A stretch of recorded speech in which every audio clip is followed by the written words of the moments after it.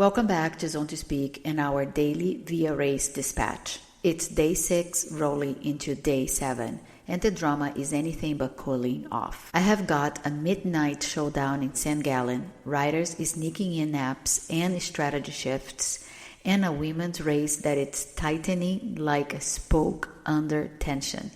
Let's get right into it. At sunset on day 6, all eyes turned to the Alps, and the two riders pushing the limits, Bialek and Bruno Wicht. Adam had stretched his lead to a solid 7 hours after gate 9 at the panoramic Rosfeld climb. But what did that really mean with his lead that looming and the Alps standing in his way? Adam knew he had to hit 2 big targets, Refuge 2 in St. Gallen and then gate 10 at Schaffhausen. But there was a twist. He still had not visited Refuge 1. That meant a detour to Fritzen's and a costly but required stop. He didn't linger though.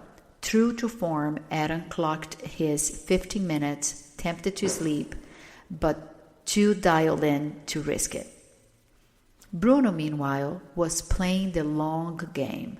More breaks, better rest, and a route that hugged the edge of the Alps to avoid climbing.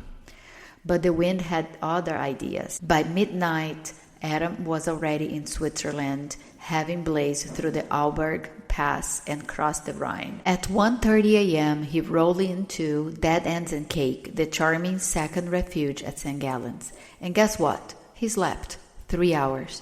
That's practically a nap marathon for Adam. But he wasn't the only one with a surprise arrival. Just minutes after Adam left at 6 a.m., Bruno showed up. No dramatic chase, just a quiet appearance, damp phone in hand, groggy from an unplanned 8-hour sleep because his alarm didn't go off. He recharged, literally and figuratively, ate porridge for 4, and found his phone miraculously back from the dead, and with it his sense of mission. The 7-hour gap had shrunk to just 4.5. The race is back on. Behind the two top, Jakub Tomasek, Lucas Becker, and Mark Huel were playing leapfrog across Germany. Jakub's cynic but inefficient Groblockner detour may have cost him a real shot at first or second, but third was still in play. And in 6th, the wild card Sam Lascat, still bouncing between inspired and erratic. Behind him, Yahir Hoogland, James Benson King, Philip Hennick, and Alex Grohl, rounding out a consistent top 10.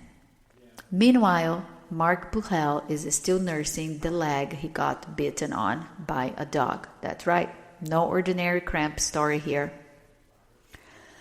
Rewind to Joanna. Yesterday morning, it looked like she might scratch, but instead of rolling into Innsbruck for a soft landing, she turned left. Classic ultra racer move. She was back, not just riding, but racing. By mid-afternoon, she was only 80 minutes behind Fiona at the summit. Gosha was still leading, but not by much, and Joanna wasn't hiding anymore. She charged her tracker at the Refuge, and that's as good as saying game on. As Friday morning broke, the 3 leaders were nearly within sight of each other. Joanna overtook Fiona overnight, charging through the Rienz Valley. At 3:30 a.m., she found herself in Bruneck, just as Gosha was waking up from her own rest. The two met, exchanged a few words, and then the race hit reset. Joanna lost some time with a closed tunnel detour and another brake leak, but she was back on the hunt. Meanwhile, Fiona is steady as ever, roll out like a clockwork. All 3 women are within striking distance. This is going to the wire. And shout out to Anissa Obin, choosing the daunting Tim Elsiok instead of the more forgiving Brenner. That's the kind of bold move we love to see. The heat map of riders' routes through the Alps tells the story in lines. Brenna was the more popular option, lower, safer, easier. But a few riders took the road less traveled. Timmelsiak, Grossglockner, even some wild zigzags that would make your legs ache just looking at them. And while we have been focused on the front, the back and middle of the pack are quietly crushing it. We have got funky bikes back in the mix, Mel Nichols back on the course and already pushing through Trento. And a whole wave of riders captured on camera by the media team, smiling, grimacing, devouring pasta at the refuges, and that's the real heart of Via. As of now, Adam Bialek is heading toward gate 10 with fire in his legs, but Bruno isn't far behind, and he's awake, fed, and fully charged. In the women's race, Gosha, Joanna, and Fiona are within 60 kilometers of each other. A strategic stop, a navigator error, or just even a change in weather could flip this script completely. The race is heating up, and so are the stories. Today I got to sit down with a wave of riders at Fritzen's Refuge 2. Alexander Doros, our VIA founder Ian, and Refuge 2 manager Dan. Riders Alexander Armstrong, Dr. Phil, or Happy Phil, and from the road, Andy Connelly and Francesco Fuminelli. Tomorrow there will be more stories from Dead End and Cake, our Refuge 2 in St. Gallen, Switzerland. And for those of you waiting for part 4 of our VIA History Deep Dive, I didn't forget. Riders, as you paddle into the shadow of the Grand Gallen in the Vosges, you are climbing more than just a mountain. You are rolling into Asian borderlands, a place where empires ended and legends began. Long before the Tour de France or GPS routing apps, the Romans were out here squinting into the mist, wondering what the heck was on the other side of the Rhine. The answer? Deep, dark, inhospitable forests and a whole lot of angry tribes who didn't really want any Roman road building in their neighborhood. Up on the Grand Gallen, yes, Gallen, although no one really knows why it's called that, you are tracing the high altitude footsteps of Germanicus, Roman golden boy, and his dad, Drusus. They looked across those moody Vosges ridgelines and said, let's try our luck pushing east. Spoiler, it did not go well. Fast forward to 9 CE, a storm is brewing, literally and figuratively. 3 Roman legions wander into the Teutoburg Forest, only to get absolutely obliterated in a spectacular ambush by a man named Arminius, or Herman if you prefer your barbarian with Germanic twist. They didn't lose the battle, they lost their dignity. And 3 eagle standards, those iconic Roman flags no self-respecting legion was supposed to lose. The Romans were so embarrassed they didn't even try to get them back for 5 years. But then along came our boy Germanicus, doing what Romans do best, revenge. He crossed the Rhine with a massive army, chased Herman all over the map, got 2 of the eagles back, but probably would have kept going if the emperor hadn't called him back to Rome to chill out. And that last eagle retrieved years later, but Germanicus was already dead by then, possibly poisoned, possibly not, definitely traumatic. Now, centuries later, riders in the Via race will pass the Herman den Kemal, an enormous statue of Armanicus in that mold, where he's forever staring west across the Rhine, foot firmly planted on a Roman eagle. Is he a freedom fighter, a rebel, an accidental founder of Germany? Depends on who is writing the history books. One thing is for sure, Whether you are descending the Grand Gallen or catching your breath near that mold, you are riding through the land soaked in imperial ambition, battlefield legends, and a healthy dose of unresolved historical beef. End of the tour, back to the race. From ancient battlefield to modern bike battles, let's fast forward from Roman legends to ultra legends. I caught up with some riders on the road at Refuge 1 to hear how they're holding up, and here is what they had to say. It's day 6, very busy here at Refuge 1 in Fritzens, Austria. I'm here with Alexander. How are you feeling? How was the descent? Did you go through Kutai? Yes, I already go to Kutai this morning, so I stopped in a hotel just before the last climb. I was in the middle of the climb in a hotel because at day 5 I starting to be a little bit tired, and I checked the weather also, and the weather was not good at Kutai, so I decided to wait, and I got the sunrise early in the morning, like 6:30 or something like that, and then just came here. It's great to see you. I know this is your first Via race. Mm-hmm. Have you done this type of distance before, and how are you finding the route? It's the first time that long, so I did already most 2,500 formats, but I feel more need to take care of my body.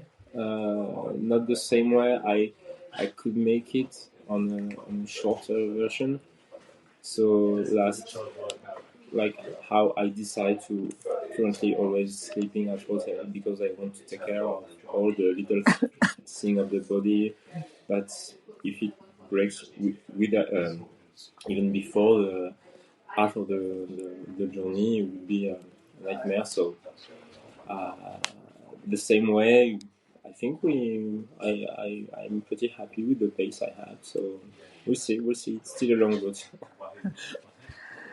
You mentioned you have done shorter versions, but 2,500 is not shorter. Yeah, It's just less long. Yeah, I agree. It's a very long distance, 4,000 kilometers, and you can just wing it. You really need to take care of your nutrition and your sleep to be able to get to the finish line. it's not like, for example, yesterday, if it was at night and then this would be the finish line. For sure, I would have tried to push, but for me, considering like my level, how I know my body, I know that if I want to continue and to continue this even this day, I need to focus also on recovering a bit. I think that's a very good strategy. Know yourself, know your limits, and respect that. Anything that has surprised you about the course so far, like the terrain, the vibe, the other riders? There is a super good atmosphere, generally speaking, in the race.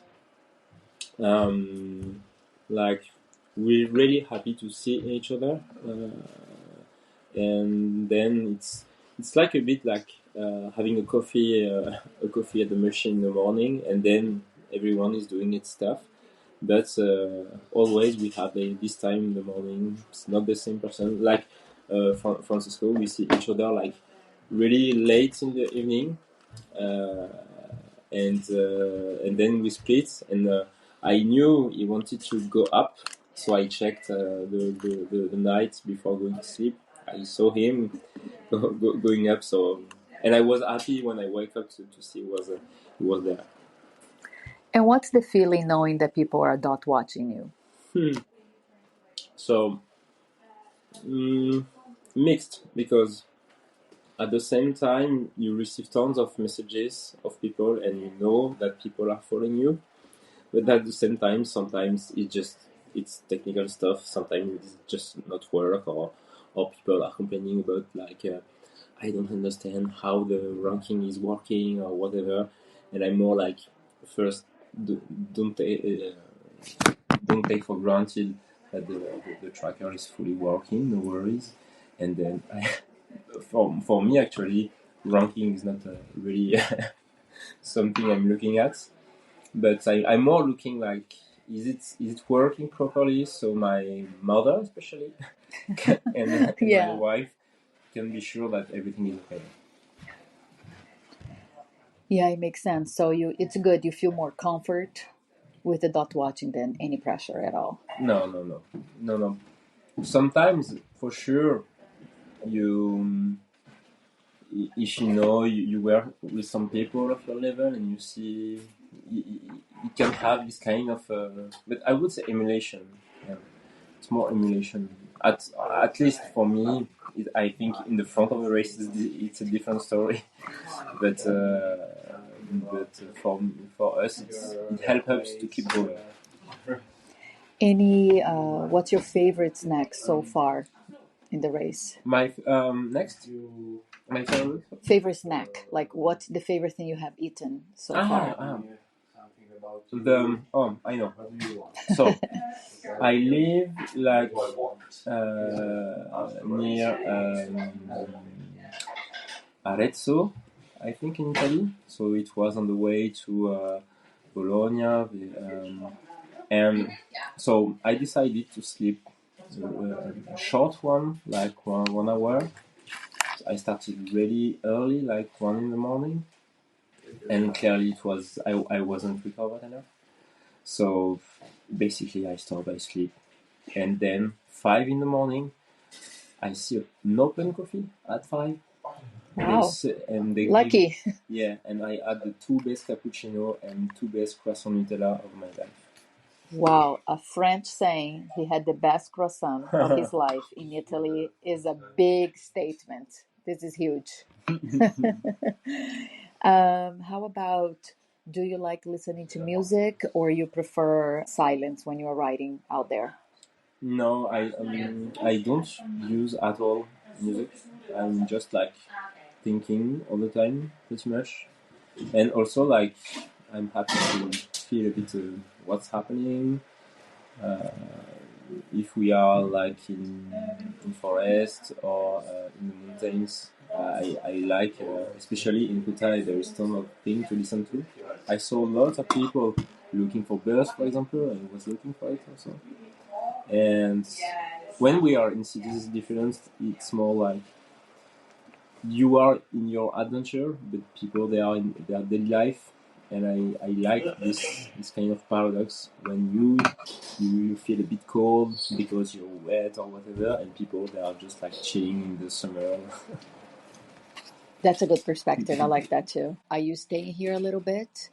Are you napping, or are you just gonna feel, charge, and go? And where are you going from here? I don't know. I will follow the route. So going up, I think we'll rejoin. I met up with other participants who already had been there yesterday. So I will go, and as usual, I will see, like, beginning of the evening, if I can find a hotel. We'll see. I didn't check really the weather. I thought it would be less wet, but yeah, I had a really good night, the best night currently of my the all the days, and so yes, I will go after. Sounds great. I wish you a dry ride with lots of tailwind. Stay safe, have fun, and I'll see you on the road. See you. Thank you. Merci beaucoup. Merci. Yeah, you're quite. It's afternoon, Refuge 1, beautiful day. We're having a little break, no riders coming in right now. So just having a quick chat. So I've been thinking how Dan seems to be enjoying himself, and he's a rider turned refuge manager, currently in Refuge 1 in Fritzens. And my question for you, Dan, is, having a completely different perspective, how do you think the race is panning out? How do you think the route is from this perspective inside the race? and also seeing so many riders come through in the states they're in. What do you think? I think the route this year compared to last year, it's a lot harder early on. The first half of the route has been a lot harder. It's a lot more climbing.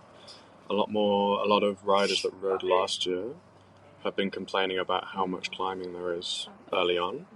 That combined with the wet weather, the cold, I think it's been really challenging for a lot of people. I think the rain and the cold can be a lot harder than the heat, personally. Different challenges in eating. A lot of riders have been, few riders have crashed on the slippy roads. So it's different things to think about. And I think it being sort of front heavy with the climbing, like after you leave Refuge 2, it's a lot flatter. It's challenging for a lot of riders. There's no warm up into it. It's just straight in, up lots of hills. I think a lot of riders have found that pretty challenging. Speaking to riders that did it last year, I spoke to Matt Downey last night, and he said it's really, really hard, like compared to last year because of the amount of elevation. And how do you think you would have fared? I'm heavy, so not well. And you think you'd have suffered a lot more with the weather being much more variable? Yeah, I don't know. My ultra experience has been in pretty fair weather. Last year was really, really hot and difficult for different reasons, but I prefer the heat so long as you manage your hydration and through that your food intake, and don't overdo it. If you're able to adjust to the heat, then you should be okay. And I managed that okay last year. And I've never done an ultra that's had a lot of rain. So I don't know how I'd fare, to be honest. How do you feel about the riders who are coming through? Some of them are in worse conditions than others.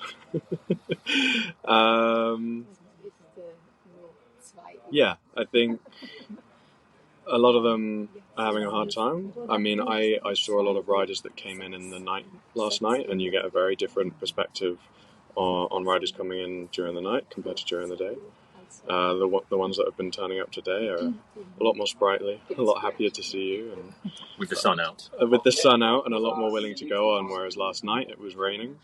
A lot of them had just descended in the cold and the dark, and they were just happy to be offered some pasta and a shower, but a lot less talkative. That's it from me. All right. I think we have to be careful what we wish for, right? It was so hot. Nobody wanted the heat, and now they got wind, rain, and cold. I'm with Alex Armstrong, and told him he has a very funny story, and I really can't wait to hear it. Yeah. Tell me. So, beer's a friendly race. Yes. So it's not around this. If you stay with someone else on another race, you maybe, that would be frowned upon. But I met one of my friends, Frenchman Anthony, on the road. We cycled a bit last year. We're always racing each other, and he seemed a bit low, and kind of was really struggling. So we rode together for a little bit, and then he was like, "Where have I booked tonight?" I'm like, "Well, I haven't booked anything." And then he goes, "Oh, well, stay with me. We can have a meal." And it's a very strange setup in this house. And then I go in and it's got this tiny double bed in it. Define strange. Well, it was never just, forget the bloke was so strange outside as well. That was so funny. I've got no underwear with me. I've got nothing. I see where this is going. Yeah. And he goes, "Oh, that's fine. It doesn't matter." Like that. And I'm like, okay, well, we know each other from last year, but, not that well. And then, so I was just sort of trying to get my head around it, and I wasn't feeling that tired that night, so I had a good stop the night before, and I was really originally going to cycle a lot further. Anyway, had a nice meal, got back from that, and then he's very liberal, so he just is everything else, whatever. Stripped off. Yeah, but then he stays on the top of the duvet. I go underneath there, I've got nothing on. And then I just couldn't sleep. I was just sat there wide awake because it's all quite uncomfortable. Oh yeah, but It was fun. Do you see well like that? No, not really.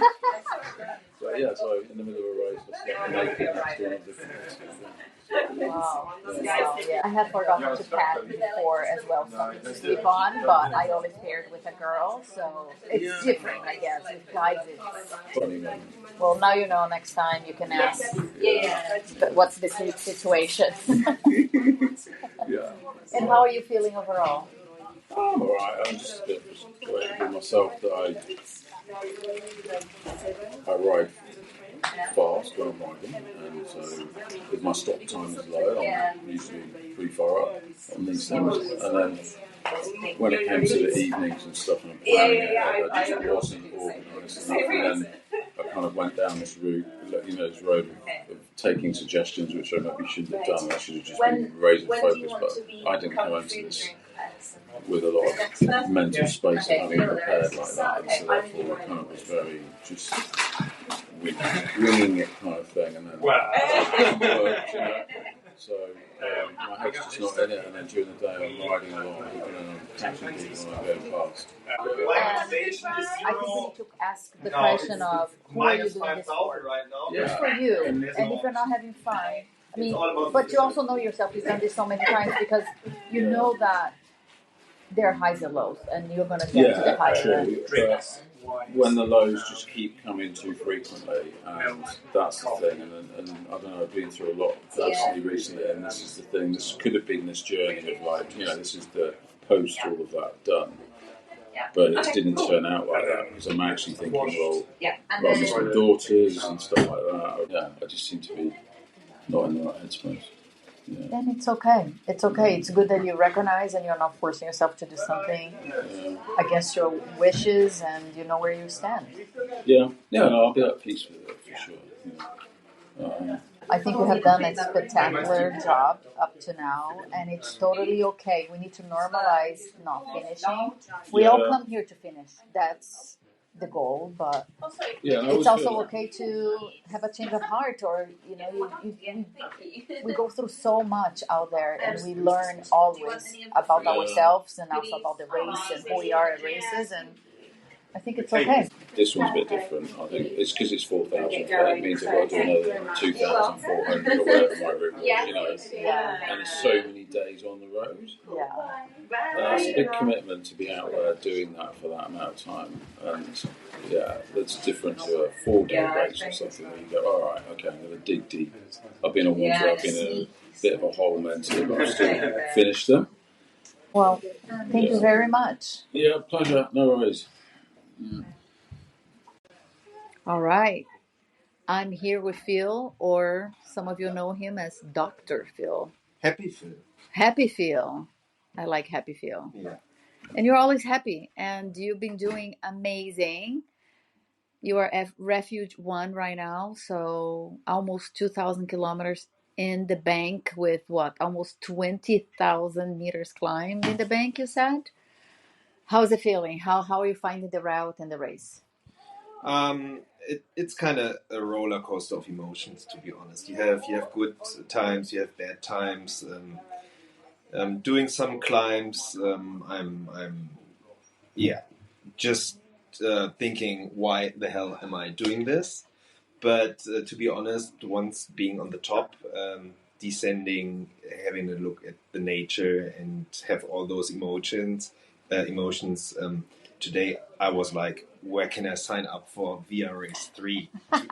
So I'm really having a good time, and there's so much stuff happening that you cannot plan, and it's just a really good experience. So all in all, I'm having a good time. That's good to hear. Now, you are a doctor, and this takes a huge toll on the body. What is your take? Like every ultra sports you do has a pro and a contra. So on the one hand side, I think it's done by people that look after their body and take care and pay attention. when it comes to nutrition, to live a healthy way and all that stuff. But on the other side, especially when doing this for like 10, 12 or 15 days, it's definitely not good for your body. But at the end of the day, my opinion is we are all equal. So there's the guy that rides his motorcycle at very high speed and gets into a crash.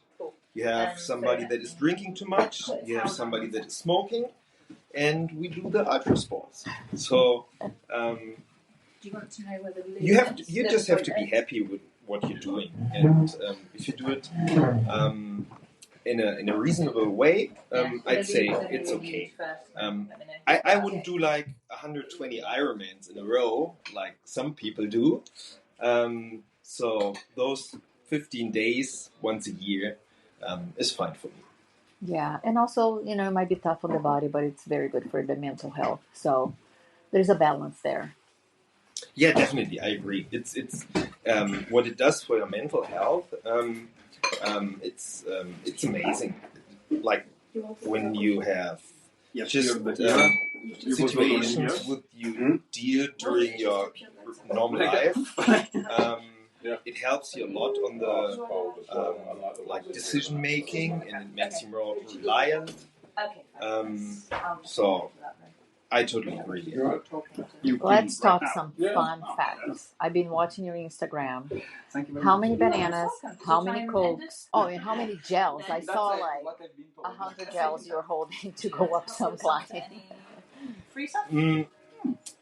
Eating is some kind of a problem. I'm pretty good at doing sports without eating anything, so I can go on a 150k ride just on a regular day without having breakfast, and I do not need to eat anything during those 4 hours, 5 hours. Don't try these at home. It depends on your own experience and body. There are so many nutrition codes that will probably tell you, hey, you need that certain amount of carbs per hour.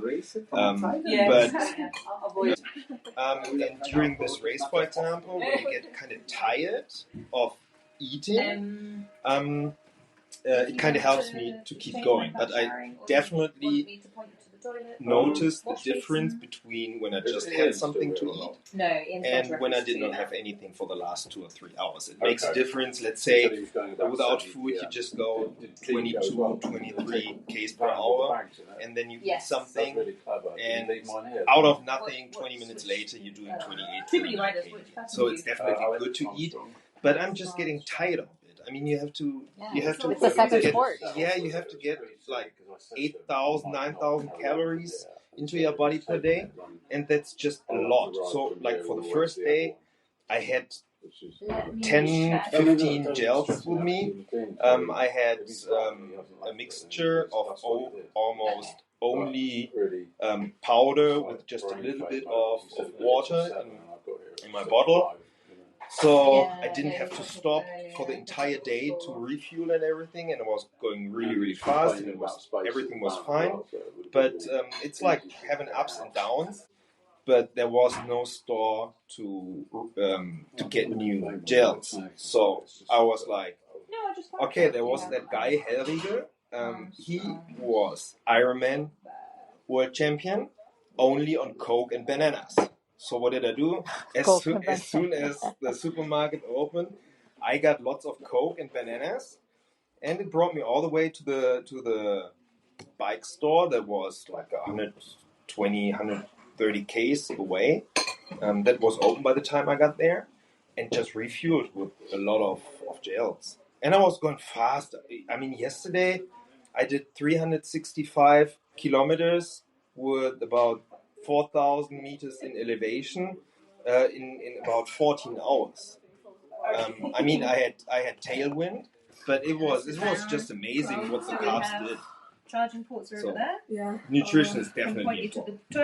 Awesome. Thank you so much. Happy field. You're welcome. That was just provided to me. Francesco, how you doing? I'm currently rolling down towards Trento to some accommodation. Today's been really good. Yesterday, bit of a disaster, but today's been really good. And actually the last couple of days, rolling north, it's been really cool just to make a beeline towards the mountains and see how much the country changes. Really changes the further north you go. It's crazy. But yeah, yesterday was a disaster. I was meant to go to Zappi Hotel and I thought I planned it into my route and I hadn't. So I was pushing to get to Imola, and I got there about 2:30 a.m. and realised I didn't plan it into my route. So I had no food, no accommodation, and I just slept in the doorway of a pizzeria. It was fine, but not what I was hoping for. But hopefully I'll be in a hotel pretty soon. Take it easy. Bye. And that's all for today's episode. I want to thank the listeners for tuning in. Your support means everything. If you enjoyed this episode, please consider following, leaving a review, and sharing it with your friends.